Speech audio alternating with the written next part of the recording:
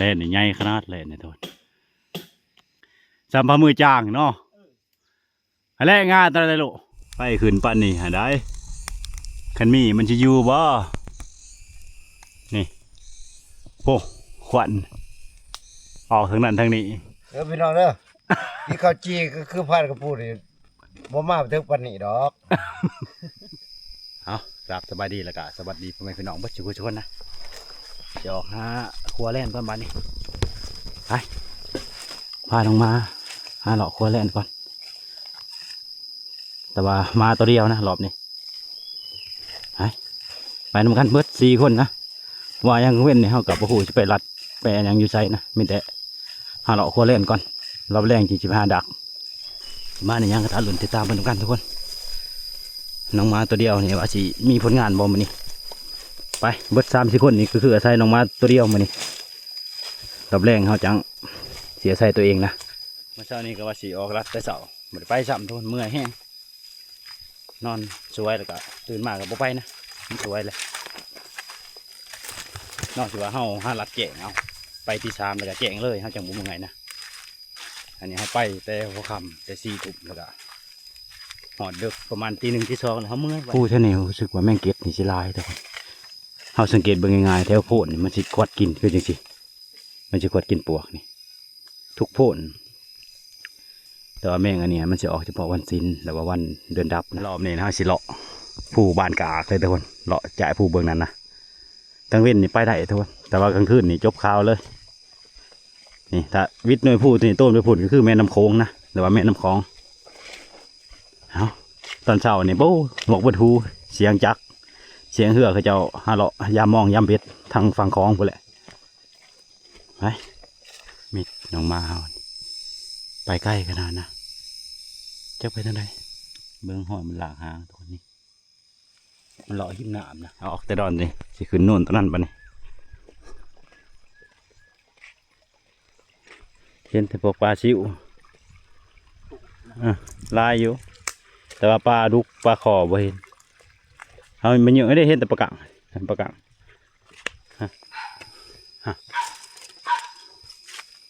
เอาหยาบไปจัก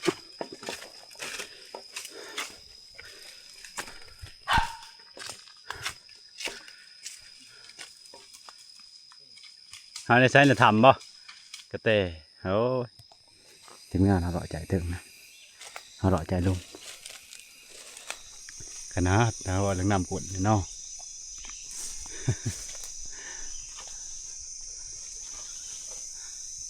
ดอนนี่คือขนาดแต่ว่ามิดมีต้นไม้ใหญ่ที่จะมีเล่นนะเป็นดอนแต่ว่าน้องมาเอามิดดงตรีกวงขนาดทน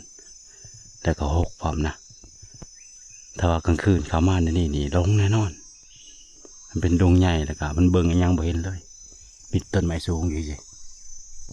นี่แต่ขณะกลางคืนก็ยังงงตาเบาก่อนก็หอกก็บ่เห็นนะ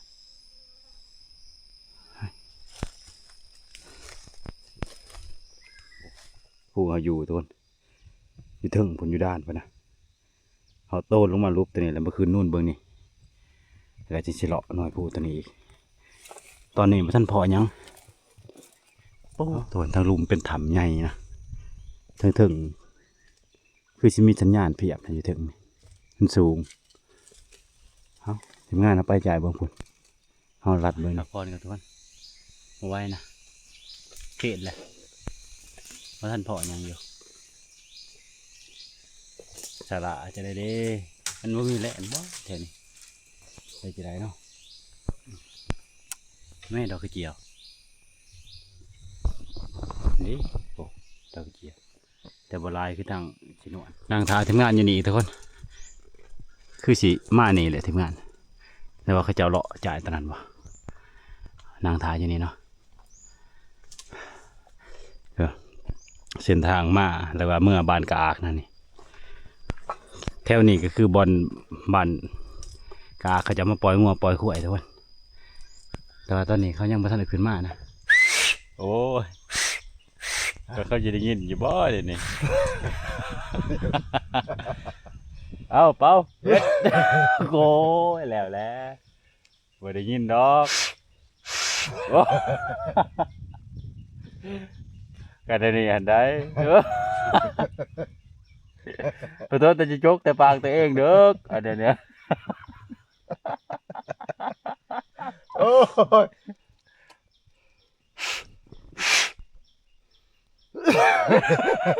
โอ้ย เดี๋ยวนี้นะ เด้อ เอาดิ กันแนวนี้มึงบินมัน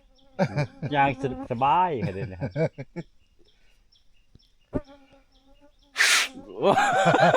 โอ้ยแล้วเฮ้ยขยะเถอะกันเนี่ยเออโอ้อายกล่องเนาะกันกล่องมาหาเนี่ยก็มาดังเลยงานไปโทษทีมงานนะพูดถึงพูดนี่แต่มาเฮานะได้เฮาอย่างมานั่งถ่ายทีมงานอยู่ปุ่นนี่เสียงบักเวอร์คุกเกแล้วก็มาเฮาลุ่มมันส่งเสียงไปพุ่นนะที่ได้ดีทีมงานเฮาเฝ้ามือหากับบ่ตอบนะมิดจักอยู่ทางไหน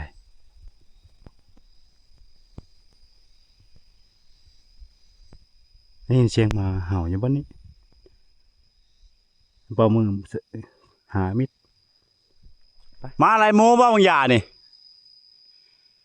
มาพระเจ้าว่าอะไรโม้บ้างยานี่โอ้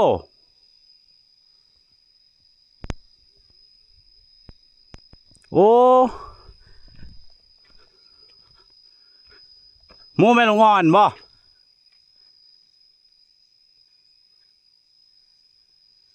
มาคนบ้านกะอากทุกคนเฮาคิดไปเสียงบักโลอันนั้นต่อนะโอเคมันสูกับมาแต่ว่ามันแล่นไปผีเลยมันแล่นไปพุ่นนะ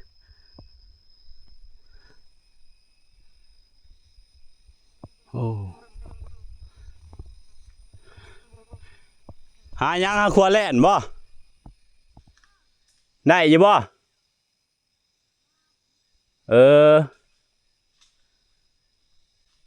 บ่ได้ถือปืนเนาะโอ้ยตายเสียดาย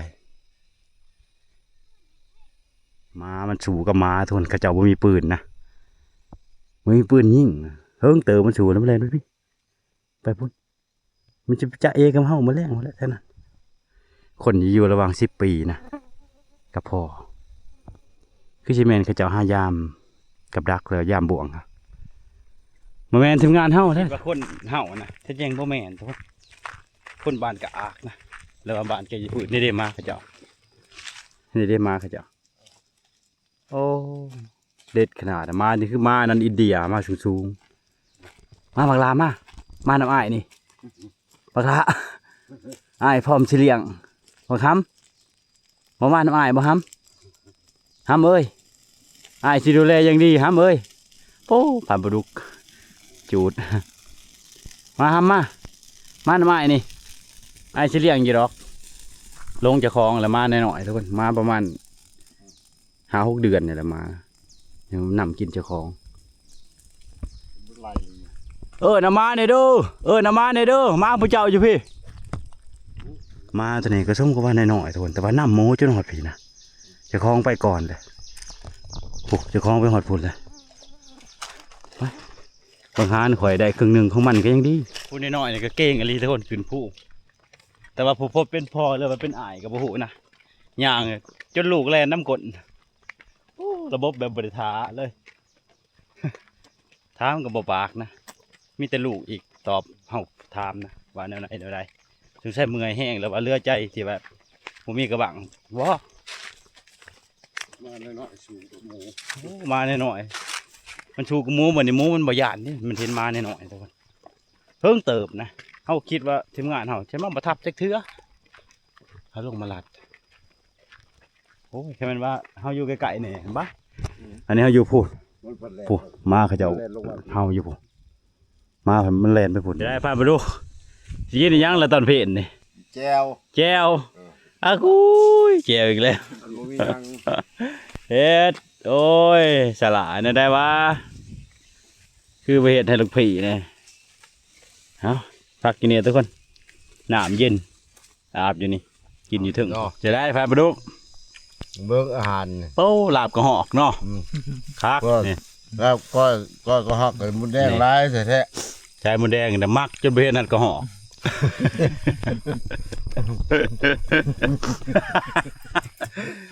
โอ้นี่คักอะไร ๆก่อนจงเวตอนก็เหาะมดแดงจะได้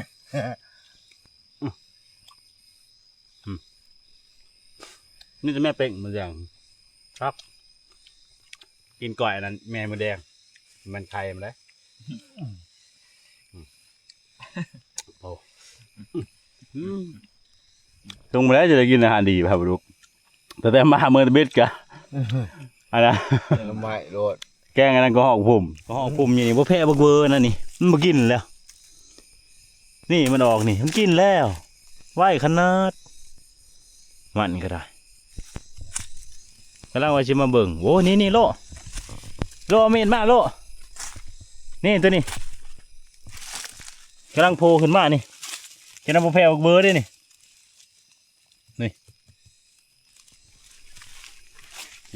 เดี๋ยวนี้มันดุดเลยนี่กินแล้วนี่โอ้ยไหวขนาดมันก็ดุดหาสำคัญกับคนหาหน่อไม้คือกันเด้อพี่มันดุดหาก็มองกระลายเลยฮะมันหักกินเบิดทุกคนเลยนี่เบิ้งมันขวดกินอยู่นี่นะนี่เบิ้งห้อยมันคือซัมพามือพี่หางโอ้มองน้องมาหำบ่ต่ำนะแล้วมันขึ้นกกตะแบงตัวนี้ไปจากชะละห้อยสัมภามือบินเอ้ยนี่ตะแรกบ้านนี่เด้อเดี๋ยวเบิ้งห้อยอันกกตะแบงตัวนั้นไล่บะทิก็ย่ามันขึ้นหันไปจากมันไม่ได้มีต้นไม้ลายเด้อแถวนี้นอกจากว่ามันบ่ได้เข้าถ้ำมันขึ้นหันกับกกตัวนี้กกกระโดนตัวนี้จะได้เลี้ยวหาต้นฮะนี่เพิ่งหอยชมพามือ เดี๋ยวมากหอยบู๊ได้ตัวนี้เด้สละนี่เฮ้ยนี่มาตามกินนี่เห็นปะจะได้มันอยู่ใส่น้ำเด้อคืนต้นนี้บ่จักแต่ว่าห้อยโมเป็นพอไปได้ฮันต้นนั้นทุกคนห้อยในกาบจนบ่มีสงสัยมันอยู่ต้นนี้อย่างนั้นมีโกนอยู่ถึงนะต้นตะแบงฮะมันกอดกินบ่ต้นตัวนี้ทุกคนมันตีกาบมันขึ้นแล้วมันมีโกนอยู่ถึงมึงโลขึ้นไปเจาะเอาโหลดอยู่นี่แหละต้นใหญ่ต้นเดียวอยู่นี่เขียนนี่เบิ่งหอยไปได้เฮิงได้วินหอยได้วินนี่กูเจ็ดจะลายเนี่ยเพี้ยนโลดนี่เฮ้ยโอ้นี่นี่มีบ่โกนวินโอ้ยังอันนั้นเบิ่งดีเด้อในต้นนี่แหละบ่ประมาทขันตัวนี้เติมไปบ่เป็นนี่ว่าแต่จับนี่ปั๊บโลดเอาไฟปลาดุก เอาอันนี้มีแต่บอลมันขวดกินทุกคนมาสลาคือมาประตามจะได้ดีมันมาขวดกินอยู่นี่มึงตีพวกอันนี้ห้อยทองมันทูเนี่ยมักพูดมันเจาะลงกินมันขวดกินกระปูเอาจำโตโคตร เบิ่งที่อัน ผู้หางมาหอดผู้ อันเบิ่ง มือซ้ำพามือโคตรแต่น้า แข็ง เบิ้งมันคือเดียวก็รอมันขูดมันมาเช่าอันนี้มันกราบใหม่ตัวนี้ตกค่ะ เอาลำบากอันพันโลอีกแล้วนี่จะได้คืนเบิ้งอยู่ถึง ๆได้มาไล่บ่ เอาไปไล่มันยิงเหนียวหันตัวน่ะเฮาสิเฮ็ดไม้แล้วก็ไปเกาะทุกคนเกาะงาตัวนั้นนะแล้วก็คืนบัดนี้สิเฮ็ดแนวให้พันโลเพิ่นขึ้นทุกคนแบบเกาะนะอันสิคัดยาวๆอย่างเพิ่นยกบ่ไหว เอาแบบอันนี้เอาอีกอย่างน้ำหนักเพิ่นที่สิบ่ปานใดดอกตามที่เบิ่ง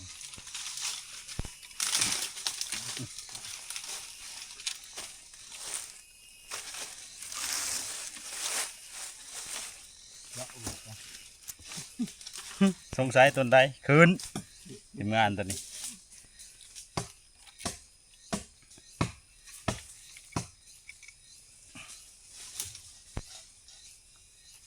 ต้นอะไรจะไม่ส่งเนาะ เอาอันนี้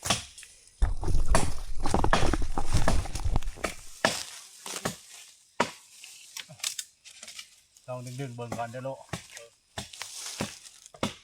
ได้อยู่ถึง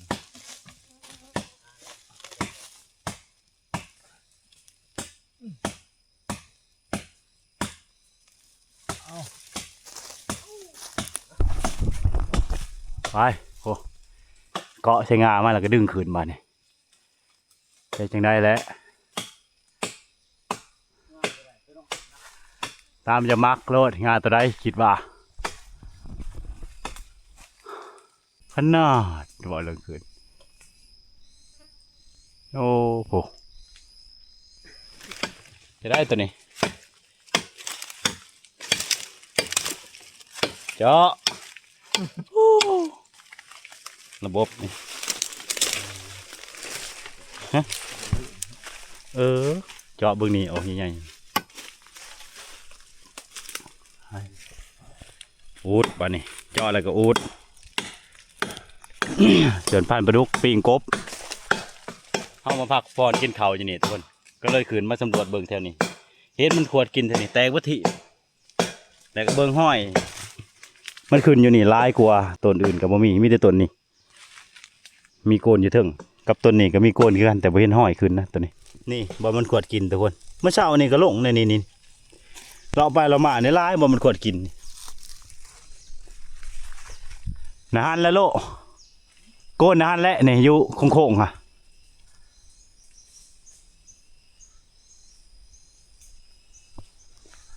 เอาทีมงานน่ะขึ้นไปสำรวจแล้วพยันโกนงาแหงตอนประยักเด้งาแหงตัวดีไปพึ่งเอาโอ้ขึ้นนะขึ้นทั้งนั้นนะขึ้นเกาะขึ้นงาเบิ่งนั่นเอาเล่นนี่ใหญ่ขนาดเล่นนี่ทุกคนเขาว่าโกนทันและคือสุดไม่เห็นเนาะโอ้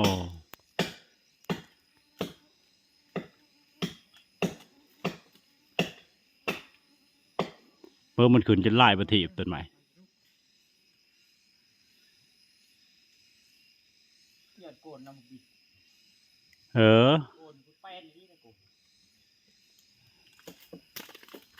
ทางเบิ้งแฟนก็ไปอยู่นะอูดแฟนก็ไปอยู่เราบินเจาะนั่นอูดขึ้นมันยังมีอีกง่ายเบิ้งนี่ง่ายทั้งหัวอันนี้ยังง่ายแหงง่ายดอก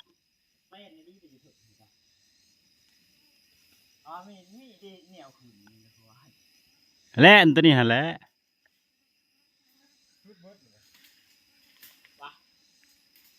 วังแล้วป่ะอ๋อหอยขูดแม่นนะอ๋อหอยกระตับ โอ้ยไม่ต้องห่วงพาโลว่าห้อยละนับจำพามือจางจำพามือจางเนาะอะไรงาตัวอะไรโลนี่งาแหงทางหนาฮะแต่ระวังเด้อไม่มีโกนวะ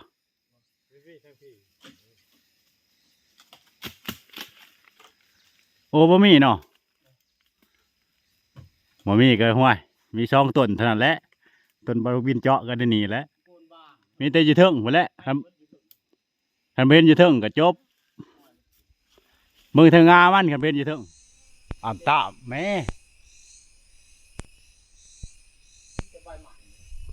มีแต่ใบใหม่โอ้ยโน้บจักโน้บจัก นอเอาไปขึ้นปั่นนี่หาได้คันมีมันจะอยู่บ่นี่โอ้ควันออกทางนั้นทางนี้บ่เห็นนะทุกคนต้นตะแบงใหญ่พานโลขึ้นไปกับบ่เห็นเฮาอูดนี่ก็ยังเม็ดอยู่บ่มีบอลช่องใครละบาดนี้จักมันสิอยู่ในไสนะแล่นตัวนี้การที่มันกวดกินเมื่อเช้านี่กับมื้อแรงว่านี่แล่นน่ะมันสิอยู่บริเวณนี้แหละแต่ว่าจักมันสิอยู่ต้นตัวใดแล้วว่ามันอยู่ถ้ำบ่หรือจะไดฮะบ่มีเรียบร้อยที่มันมีมันต้องออกแล้วไฟปานนี้ยังบ่มีวีแววเลยโอ้ควันจนสิเว้าอีหยังโอ้จะไปเห็นต้นไม้อีหยัง เขาว่าได้อูดก็ได้ อูดตายแต่ก็ไม่ ในสายห้อยมัน นี่ โอ้มันขึ้นนะฮันเขาทำตัวนี้อูดทำตัวนี้อีก อูดจะได้ทำละ ทำน้ำก็อูดเลย กล้องเขาช่องหลดหมดช่อง โอ้ เฮ็ดไล่ทำทาง กินข้าวโอ้กบตัวหนึ่งเนาะเฮ็ดเรืออันนั้นบักเวอร์กินน้ำใหม่ก็ได้เอาวันนี้ฮอดบ้านจีเขาจีแล้วบ้านนี้ นั่งกอบหนองหนุ่มในแล้วพามาดูเกณฑ์วิหารครับนี่โอ้จิเป็นโชว์บ่เข้าขางขึ้นเบิงแล่นอยู่นี่กะเอ้าสงสัยนะใช่นี่ขึ้นผู้ขึ้นนี่กะ เอ้านี่เอาคนละครึ่ง ไม่อยากเจ๊เอา เดี๋ยวพี่น้องเด้อที่เขาจีก็คือพานกับพูดนี่บ่มาถึงปานนี้ดอก ให้เมียจีให้กินก็อิ่มแล้วเขาจีฮะ ควายก็ว่าจะกินน้ำเพิ่ง คักไปทุกคนมานี่เฮากับพันปลาดุกนี่สิเมื่อก่อนไปหานางดักตอนแรกนะส่วนพันโลกับพันวินกะหาเลาะขัวแล่นขัวแรกคือเลาะลงไปพุ่นส่วนเฮากะไปหานางดักก่อนไปกับพันปลาดุกเด็กยังมาลำหลังหาดัก2 คนนะหาขัวแล่น2 คน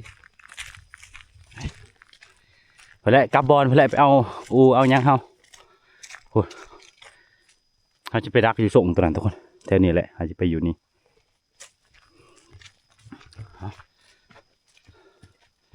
อาจารย์ก็จักจะได้จักมาหรือบอนะขันมาก็ถ่ายอยู่บอลฮะแหละบกตัวนี้ทุกคนนี่ดกขนาดนะอยู่ในด่านพร้อมโอ้มันกินทุกคนนี่แต่พุทธิมันกินแต่บางปีกายนี่แหละนี่โอ้นางดักดีสบายเลยอยู่ต้นมันเขาสิปีงไปกินอยู่นางานทุกคนตัวนี้เวลาเขาจะเป็นอาหารเขาสิกินตัวนี้แหละครับแรงจะได้ปีงจิกโต3เนาะ 3 เอาไปกิน เอาไปกินเลยอยู่งาน โอเคแจ้งเลยบ่มาแรง แจ้ง แจ้งบ่ แจ้งบ่ยอมแจ้งกาแฟพุ่นบักไง อันนี้กาแฟของเฮาทุกคนของพันประดุกไปเด้บางทีอันนั้น ยังเกิดบักซองสาวเพิ่นก็เรียนไว้ใส่ล่าอีกอ่ะ โอ้เอาเฮ็ดไปทุกคนบัดนี้สิพากันไปหานางหางก่อนสิมาเลยจะได้กะทารุนกันนะบัดนี้ไปกับพันประดุก2 คนเข้ากับแบ่งกันคนละปั่นคนละห่อหยาบกับแบ่งกันคนละโตก็คือกินข้าวนางานของไผ่ของมันแต่ก็บ่ได้ที่ว่ามันก็คือมันก็คักปลาพันประดุกไว้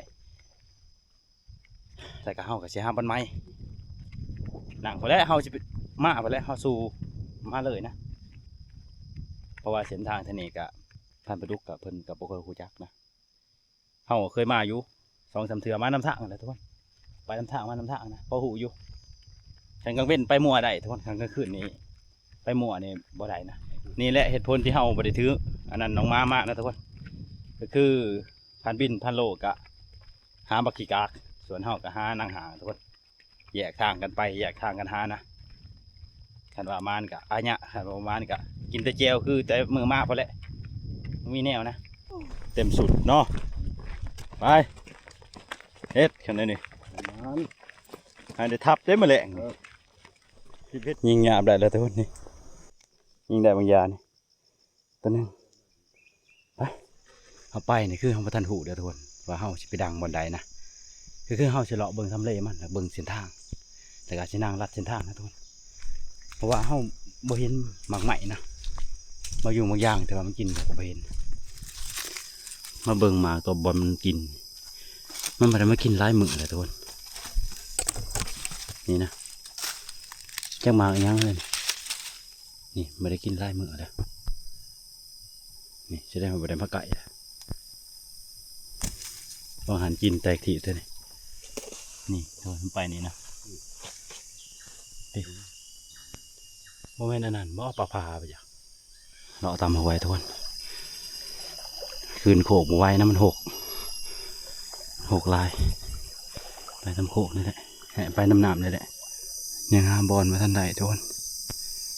มันบ่มีบอลคักนะว่าเวอร์ตัวนี้เลาะไปเลาะมานี่นะขึ้นไปพุ่นเลยไปยังโมเมนต์บอลนะเดี๋ยวจะลงไปเบิ่งอยู่หลุมอีกเม็ดโดนบอลก็จะตกแล้ว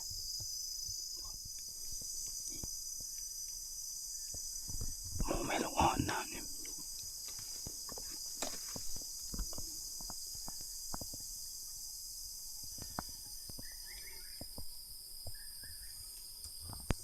ลงเลยมาเย็นครับ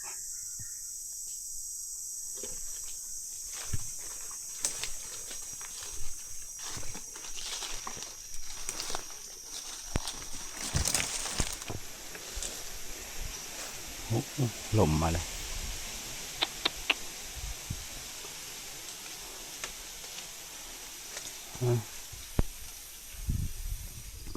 นี่นะ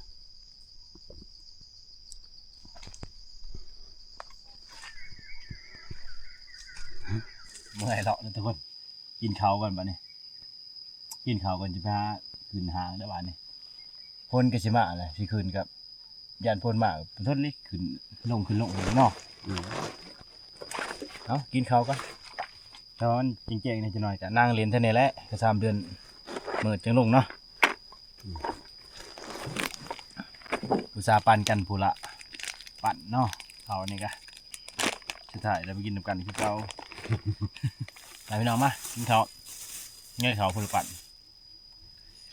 เจียวกับปั่นชนิดเลยเจียวเนี่ยท่านไปดูเพจมอบให้คักคณะต้นมะเขือต้นเลือกคณะมันกินถล่มเป้า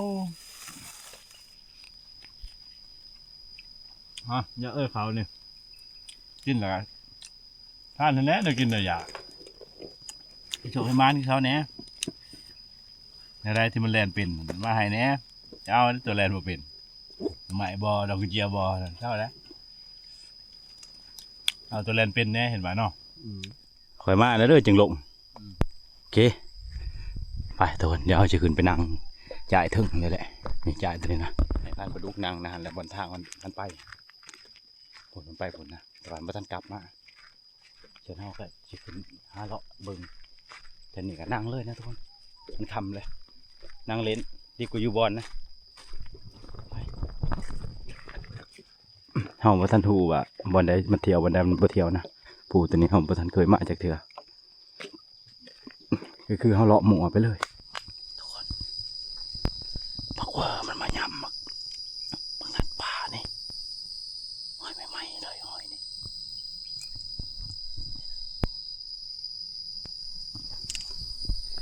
ยังเปียกๆเลยยันไปทางไหน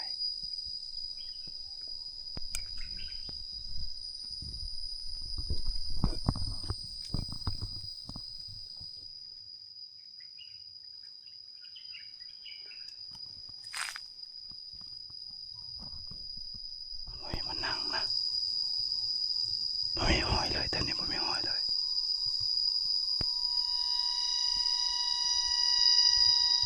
มันกินอยู่นี่ไม่ไหม้ทุกคนเขาลัดเบิ่งนำเบิ่งไม่เห็นนะจะมันไปทางไหนไปลงไปดูไหวขนาดยังหาบนนั่งมันท่านใดอยู่ฮะเมื่อเราเลยที่นั่งแถวข้างล่างนี่แหละแต่ว่าเล่นใหญ่ออกจะทำนะนั่งอยู่นี่เลยทุกคนไม่มีมันไปแล้ว เลาะลาย จนเหลือกบ่ได้แล้วบ่นังนี่นี่แถวหลังเนี่ยว่าบักขี้กากมันออกมาคำๆนี่นางตัวนี้แหละบอกว่ามันก็เที่ยวคือกันทุกคนแต่ว่าเพิ่งเที่ยวเถื่อนะขอกถอนบนขอกถ้าเอาไปอยากทับนะไปต้องโดนมานั่งเบิ่งบักขี้กากอยู่นี่กะบ่เห็นนะมันถวดกินเพื่อหนาทำแต่นี่แดงปะทิไม่ใช่มันเข่าแล้วทุกคนเอามาคำโผดนะจะได้ใจคืออยู่ป่ะ ลงโอ้ยังกระโบกโอ้เนาะโอ้ เบิ่งลูกมันอันนั้นมันไปกินหมากเตยนะหันไม่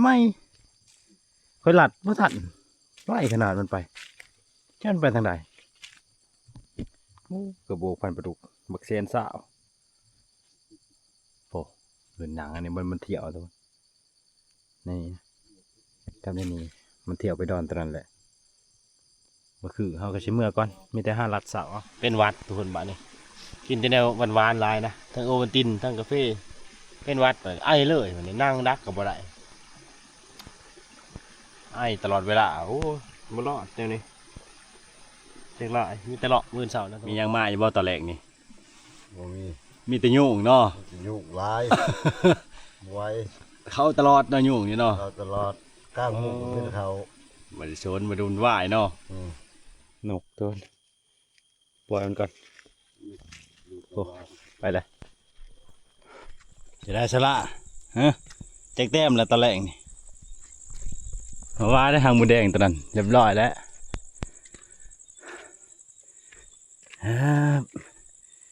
โอ้โหทีมงานเราให้เรียกเลยนี่ต้องห่วงทุกคนแนวใบบุเป็น เห็นแล้วโอ้เชื่อมันครับพอว่าบินตอนแรกไกลไปฮะไม่ได้บ่โกนเลิกวะโอ้ยหันแล้วบออกแล้วเดี๋ยวจะได้พาไปดุกเผาหยาบ เขาเละเนาะ ไปกินแล้วแม่นั่น เนี่ย เนี่ยก้อยลาบบางให้หวด เออตายพุ่นมันเล่นไปบางนั้นเดี๋ยวไปดัดก่อนตายตรงใหญ่มันเดินแจงนะมันเริ่มไหวอันนั้นไม่ไกลเลยจับมันไปทางไหนแล้วทุกคนมันเข้าในเนเซียเลยนะตายเดินทำงานให้มันรัดก่อนก็ตายนะโอ้ตัวใหญ่มันไม่ได้ยิ่งซ้ำเขาดอนมันเราจะกลับเปิดกันโอ้ยเดินเหมือนนะเดี๋ยวทับรถนี่แต่ว่ามันเดินแจงมันทับมันตีแบบพอดีกำกานะโอ้นายเด็กทีมงานกับบอมานะช่วงท้ายเขาหูแล้วว่าผมมีวีแววเขาเลยบอมาเอาขยะไว้จะขึ้นมาเสร็จหาอาจารย์เพิ่นเพราะอยู่นี่มันมีสัญญาณอยู่ถึงจะได้มาฟอกกระต่ายนี่ตะบิดอยู่ที่นี่ถั่วถ้าว่าตาแมงมุมนะเขาเลยไปเอาไฟจี่ใส่บอลมันอยู่มันเลยไปนะกระต่ายนี่เขาใบเยื่องใส่โตมันได้ถั่วอย่างน้อยครับเธอมันอยู่จังสิเขาเยื่องอยู่ถึงไปนะเอาแต่วงกวางอันนี้เบิ่งนะเป็นเยื่องใส่โตมันหอบตัวนั้นแล้วบ้านห้องบนแน่ใจคิดว่าตาแมงมุมก็เลยส่องมันคักเพราะว่าเป็นมันโอ้ยแม่นคิดว่าเป็นมันนะครับเรียบร้อยแล้วเอาตัวมาเนี่ยเอาก็สิพักพอนอนก่อนแต่คลิปนี้ก็สิขอจบไว้ตรงนี้นะจะได้กะขอขอบใจหลายๆที่ติดตามรับชมเอาถ้าติดตามกันคลิปต่อไปทุกคนว่าสิมาเลยจะได้โอ้ยมาได้กะทนจำแต่เจียวกับเกลือนะเอาถ้าลุ้นกันคลิปต่อไปทุกคนไปรู้จัดให้มื่นเสาเนาะ ไม่ได้กระต่ายเอิญไปรัดกับบัวไปโอ้ยมันใหญ่มันเอาโอเคทุกคน